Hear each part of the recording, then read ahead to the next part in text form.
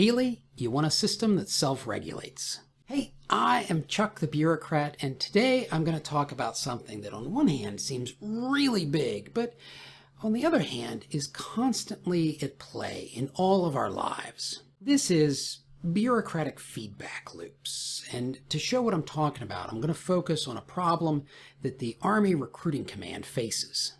Hopefully, you know that I think that recruiting and training new soldiers is the core constitutional responsibility of the Army, to raise an army.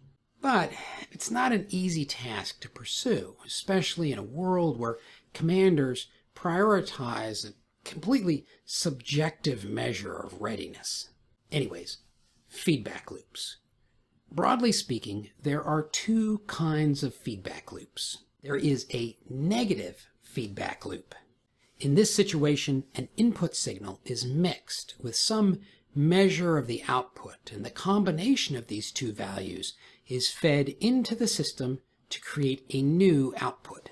You actually have these all over your house. Your thermostat, your stove, even your toilet. You see, if the toilet tank isn't full, the float opens a valve to let more water in.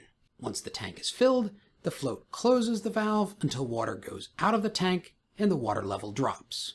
Negative feedback loops generally maintain consistency and stability within a system, and they're contrasted with positive feedback loops which amplify variation and oscillation.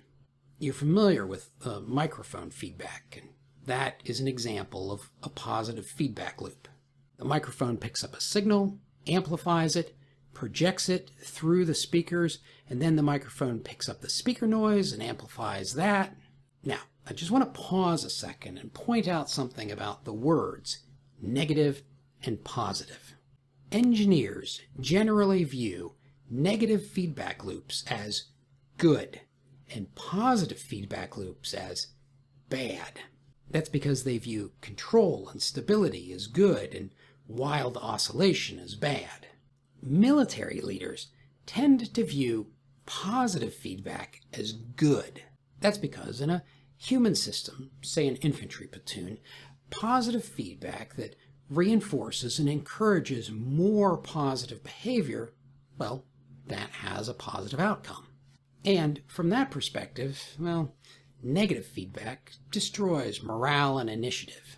But in many bureaucratic systems, and military manpower is one of them, we want a stable process where the output can be easily controlled. Unfortunately, that is not always inherent in the system. All right, to see how this applies to Army end strength and therefore Army recruiting, I'm going to make two gross oversimplifying assumptions. Number one, when economic conditions are good, fewer people want to join the Army and more people who are in the Army want to get out. But when economic conditions are bad, more people want to join and the people who are in, oh, they want to stay in. It is far more complicated than that, but this is a short video. The problem is that when times are good for the American people, the number of people interested in joining the military don't balance against the number of people who want to get out. And when times are hard, well, the Army struggles to harvest, if you will, that interest in joining. It's just not a feedback loop that naturally balances itself. But so what? I mean, you certainly can't make manpower policy based on this cartoonish description that I've just laid out.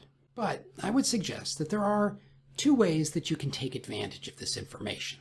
The first is just by observing your little corner of the world. How does the natural cycle of things lead to periods of feast and famine, surplus and shortfall? Are there indicators about when the tide is about to turn? And then, how can you structure yourself or your organization to ride these waves? How do you store excess so that it can be used to make up for a deficit? How do you insulate against over-consuming when what you really need to be doing is tightening your belt? In short, how do you create a negative feedback loop even where one doesn't exist? part of the key lies in understanding the bullwhip effect. And if you want to understand more about this amusing phenomenon, watch this video.